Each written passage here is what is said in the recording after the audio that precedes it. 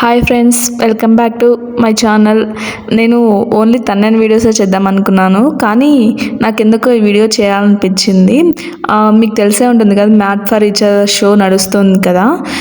నాకు అంత ఇష్టం అంటే కేటీ లేరు కదా, సో అందుకోసం అని చెప్పేసి అంతగా చూడాలనిపించట్లేదు ఏ షోస్ నాకు. కానీ ఎందుకో ఈ 2 ఎపిసోడ్స్ చాలా బాగా కనెక్ట్ అయ్యాయి. ఎందుకంటే ఒక మెసేజ్ ఇవ్వాలనుకుంటున్నాను వీటి నుంచి. అదేంటంటే ఎపిసోడ్ 12th అండ్ 13th ఎపిసోడ్లో అంటే ఆ ఎపిసోడ్స్లో అంటే మన బాధ గుండెలో దాచుకొని ఉంటాం కదా ఎప్పటి నుంచో, వాటిని బయట పెట్టాలని చెప్తారు. నాకు ఇవైతే చాలా బాగా కనెక్ట్ అయ్యాయి. ఎందుకంటే నా లైఫ్లో కూడా జరిగాయి, అండ్ అలాగే మీ లైఫ్లో కూడా నాకు తెలిసి జరిగే ఉంటాయి ఆల్మోస్ట్. సో అవి అందరూ ఆ బాధని బయట పెట్టారు. ఆ విషయాలు నాకు చాలా కనెక్ట్ అయ్యాయి. ఒకసారి ఈ వీడియోలో చూసేద్దాము. ఫస్ట్ అయితే మహేష్ సాండ్రా జోడి నుంచి మహేష్ చెప్తాడు ఆవేశం గురించి. అంటే తను ఆవేశం వచ్చినప్పుడు అంటే లిమిట్స్ లేకుండా చూపిస్తానని అంటే హీట్ ఆఫ్ ది మూమెంట్లో ఒక టేబుల్ని కూడా కొట్టాడనమాట.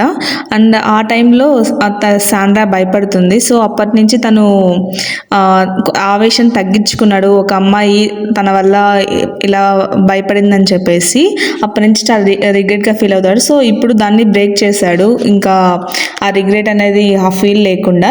తర్వాత సాండ్రా ఏం చెప్తుందంటే యాంగర్ గురించి.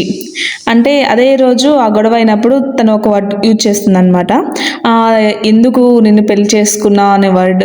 అంటే మనం కోపం అవి ఏమన్నా వచ్చినప్పుడు మనకు తెలియకుండానే కొన్ని వర్డ్స్ బయటకు అనేస్తాము. అవి తర్వాత కొన్ని డేస్ తర్వాత చాలా అంటే బాధపడుతుంటాం, రిగ్రెట్ అవుతుంటాం. అలాగే సాండ్రా కూడా రిగ్రెట్ అయింది. సో ఇప్పుడు తను బ్రేక్ చేసిన దానికి ఇప్పుడు చాలా అంటే తన వాళ్ళ బాధను బయట చెప్పుకొని ఇప్పుడు కొద్దిగా రిలీఫ్గా ఫీల్ అయ్యారు.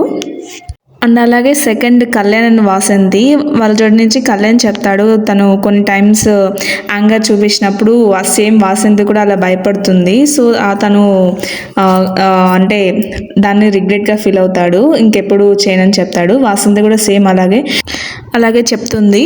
చూడండి, ప్రతి ఒక్కరి లైఫ్లో ఇవి ఉంటే ఎక్కడో చోట మనము అంటే ఏదో ఒక వర్డ్స్ యూజ్ చేసి చాలా బాధపడుతుంటాం కదా. సో అలాగే చెప్పారు. తర్వాత సంజయ్ అండ్ బిట్రు వస్తారు, ఓవర్ థింకింగ్ గురించి చెప్తారు. అంటే ఎక్కువగా దేని గురించి అయినా ఆలోచించడం, అంటే ఎక్కువ ఓవర్ థింక్ చేయడం గురించి చెప్తారు. దానివల్ల ఏంటంటే అదే ఆలోచనలు పడి అంటే చాలా ఆలోచిస్తూ ఉంటాము, అంటే ఏదో ఒక డిప్రెషన్లోకి వెళ్ళిపోతాము. సో వీళ్ళు ఏం చెప్తారంటే మనం ఎక్కువగా దేని గురించి ఆలోచించకూడదు, ఎంత ఆలోచించాలో అంతే ఆలోచించాలి, అప్పుడే మనం చాలా హ్యాపీగా ఉంటామని చెప్తారు. ఇది చాలా గుడ్ మెసేజ్ అండి. అండ్ తర్వాత ప్రియాంక అండ్ శివ్ జోడి. అంటే శివ్ ఏం చెప్తాడంటే ఎక్కడికైనా ట్రిప్స్ వెళ్ళినప్పుడు ఎంజాయ్ చేయాలని చాలా అనుకుంటాం కదా. అండ్ అలాగే ఆ టైంలో మనకి అంటే కొద్దిగా అన్ని ప్లేసెస్ కవర్ చేయాలి, అన్నీ చూడాలని చెప్పేసి కొద్దిగా ఇరిటేషన్, కోపం అవన్నీ నార్మల్గా పక్కన వాళ్ళ మీద చూపిస్తూ ఉంటాము. ఎవరి లైఫ్లోనా జరిగే ఉంటుంది. అప్పుడు అలాంటి టైంలో మనం ఏం చేస్తామంటే తన పైన కోపం చూపించడం, వాళ్ళు హర్ట్ అయ్యేలా మాట్లాడడం, అలాంటి టైంలో వాళ్ళని పట్టించుకోకుండా ఉంటే చాలా హర్ట్ అవుతారు కదా పక్కన వాళ్ళు. సో అండ్ అలాగే శివ్ అదే చెప్తాడు, తను రిగ్రెట్గా ఫీల్ అవుతాడు ఆ టైంలో. ఇప్పటి వరకు కూడా దాన్ని అలాగే మనసులో పెట్టుకొని ఉంటాడు. సో ఇప్పుడు ఆ రిగ్రెట్ పోవడానికి బ్రేక్ చేస్తాడు. తర్వాత ప్రియాంక కూడా చెప్తుంది, ఈగో, కోపం, ఏడుపు వీటి వల్ల మనుషుల్ని దూరం చేసుకోవడం, రిలేషన్షిప్ బ్రేకప్ అవుతూ ఉంటాయి. సో ఇవన్నీ మనము కొద్ది కంట్రోల్లో పెట్టుకుంటే మన లైఫ్ చాలా అంటే చాలా హ్యాపీగా ఉంటుంది. తర్వాత నటరాజ్ మాస్టర్ అని నీతు గారు వస్తారు. వీళ్ళు చెప్పింది అయితే నిజంగా నాకు కొద్దిగా హార్ట్కి టచ్ అయింది.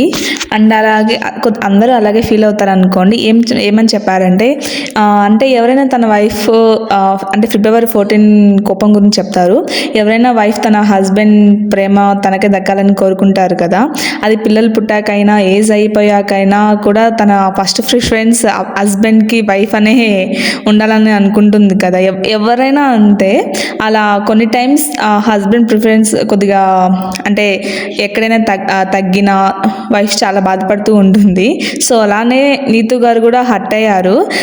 తన కూతురికి హస్బెండ్ కేక్ తినిపించాలని, అంటే అన్ని ప్రేమ లేనట్టు కాదు, ఆ బాధలో కోపంలో కొన్ని మాటలు అనేస్తూ ఉంటారు కదా, అలా అన్న తర్వాత మనం చాలా బాధపడుతుంటాము. అంటే వైఫ్స్ ఏంటంటే అమ్మ నాన్న దగ్గర కూడా వాళ్ళ కేర్ అండ్ ఎఫెక్షన్ కోరుకోరు, ఎక్కువగా వాళ్ళ హస్బెండ్ నుంచే కోరుకుంటారు. ఎవరైనా అంతే wives. So husbands wife loneliness రాకుండా చూసుకోండి, అప్పుడు వైఫ్ కూడా చాలా హ్యాపీగా ఫీల్ అవుతూ ఉంటారు. సేమ్ అలాగే హస్బెండ్ కూడా కొన్ని టైమ్స్ అనుకుంటుంటారు, కానీ ఎక్కువగా వైఫ్స్ అనుకుంటారు.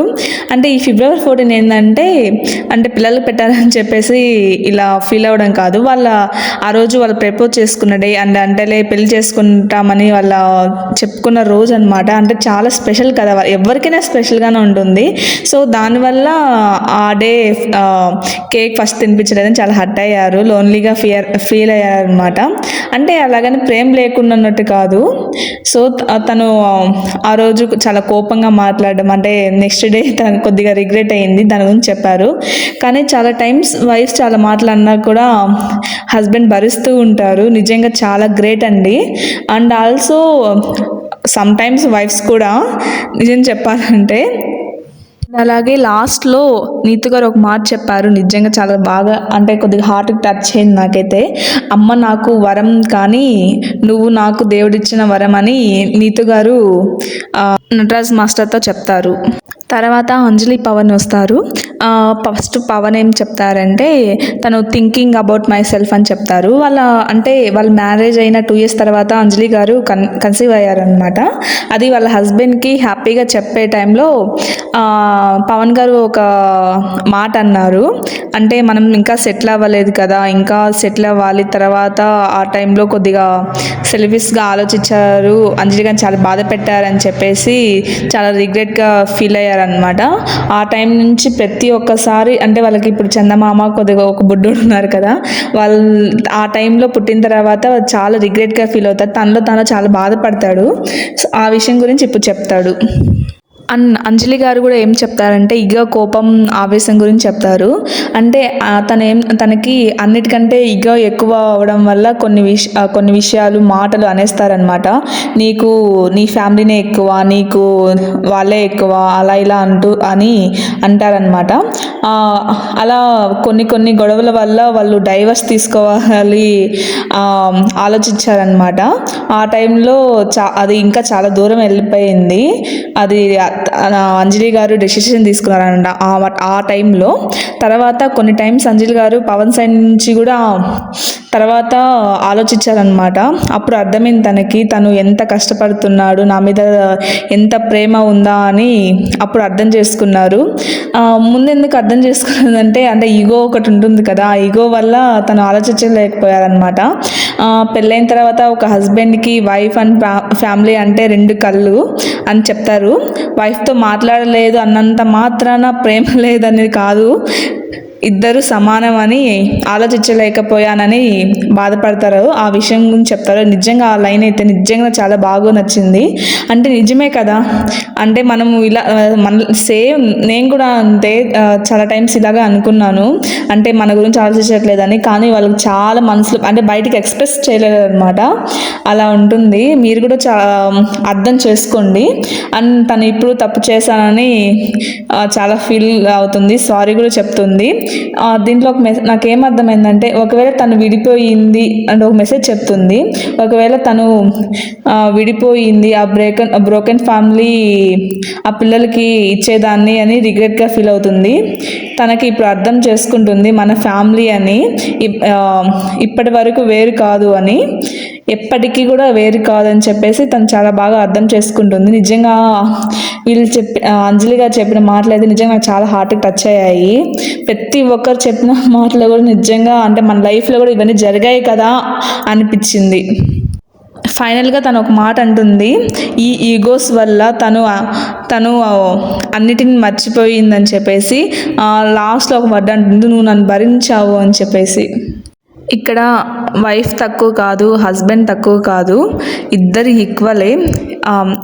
నిజం చెప్పాలంటే కొద్దిగా ఒక మెట్టు హస్బెండ్ వైఫ్ని చాలా భరిస్తూ ఉంటారు. అంటే అందరూ అని కాదు, 99% భరిస్తుంటారు. అండ్ అలాగే వైఫ్స్ కూడా భరిస్తారు హస్బెండ్ని. కానీ ఇద్దరు ఈక్వలే ఎప్పటికైనా. ఫైనల్గా నేను ఒకటి చెప్పాలనుకుంటున్నాను.